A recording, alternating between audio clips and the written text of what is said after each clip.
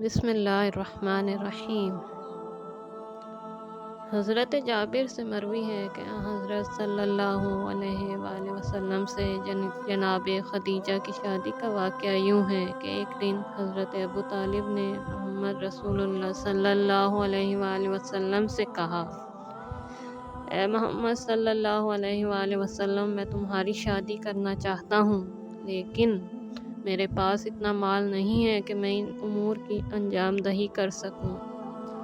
جناب خدیجہ ہر سال قریش کے کسی آدمی کو اپنے نوکر کے ساتھ مال دے کر بطور اجیر روانہ کرتی ہیں، تو کیا آپ جانا پسند کریں گے؟ آپ صلی اللہ علیہ وآلہ وسلم نے فرمایا: ہاں۔ جناب ابو طالب خدیجہ کبریٰ کے پاس تشریف لے گئے۔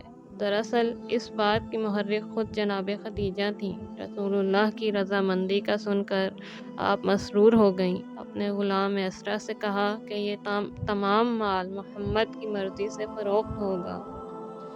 میسرہ نے سفر سے واپسی پر بیان کیا کہ حضرت جس درخت اور پتھر کے پاس سے گزرتے وہ کہتا: السلام علیکہ یا رسول اللہ، اے اللہ کے رسول، آپ پر سلام ہو۔ اور میسرہ نے کہا: ہم نے رسول اللہ کی خدمت کی جب ہم نے دیکھا کہ بادل کا ٹکڑا آپ کے سر پر سایہ کرتا ہے، آپ جہاں تشریف لے جاتے ہیں وہ بھی ساتھ چلتا ہے تاکہ آپ گرمی سے محفوظ رہیں۔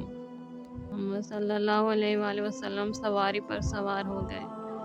خدیجہ عورتوں کے ساتھ بالا خانے میں تشریف فرما تھی۔ محمد صلی اللہ علیہ وآلہ وسلم سوار ہونے کی صورت میں نظر آئے۔ ایک بلند بادل آپ کے سر پر سایہ فگن ہے اور وہ فرشتے دائیں بائیں موجود ہیں جن کے ہاتھوں میں برہنہ تلواریں ہیں اور فضا میں گھماتے ہیں۔ خدیجہ نے کہا: اس سوار کی تو بڑی شان معلوم ہوتی ہے اور یہ یقیناً میرے گھر کی طرف آ رہا ہے۔ بس اسی اثنا میں دیکھا کہ محمد صلی اللہ علیہ وآلہ وسلم ان کے گھر کا قصد فرما رہے ہیں۔ فوراً ننگے پاؤں گھر کے دروازے پر پہنچی، حضرت کے پاس آئیں اور کہا: اے محمد صلی اللہ علیہ وآلہ وسلم، ابھی اپنے چچا ابو طالب کو میرے پاس روانہ فرمائیے۔ نیز جناب خدیجہ نے اپنے چچا کے پاس پیغام دے کر بھیجا کہ اسی وقت میری شادی محمد صلی اللہ علیہ وآلہ وسلم سے کر دی جائے۔ ابو طالب تشریف لائے۔ جناب خدیجہ نے کہا: میرے چچا کے پاس تشریف لے جائیے تاکہ وہ میری تزویج محمد سے کر دیں، میں نے اس بارے میں ان سے کہلوا بھیجا ہے۔ آپ اور ابو طالب جناب خدیجہ کے چچا کے پاس آئے۔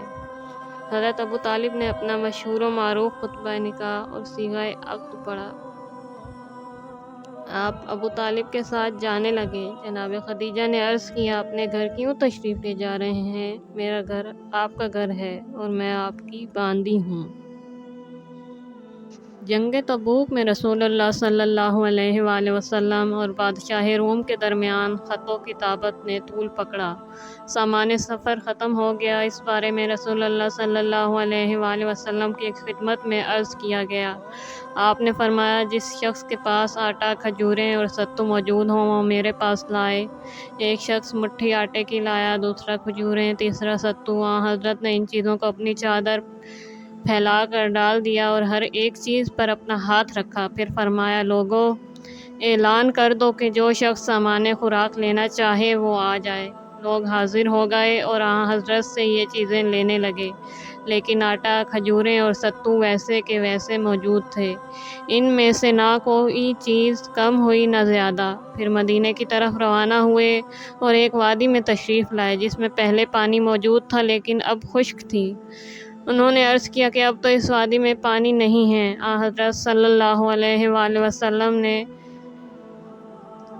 ترکش سے تیر نکالا اور ایک شخص سے کہا کہ اسے لے لو اور وادی کے اوپر والے حصے پر گاڑ دو۔ اس شخص نے تیر جا کر گاڑ دیا اور تیر کے ارد گرد 12 چشمے پانی کے پھوٹ پڑے۔ یہ وادی کے اوپر کے حصے سے نیچے کی طرف بہہ رہے تھے۔ لوگوں نے سیر ہو کر پانی پیا اور اپنے مشکیزیں بھر لیے۔ دوستو، امید ہے آپ کو ویڈیو پسند آئی ہوگی۔ اگر ویڈیو پسند آئی ہے تو پلیز لائک کا بٹن دبائیے اور سبسکرائب کیجیے۔ ملتے ہیں اگلی ویڈیو میں۔ اللہ حافظ۔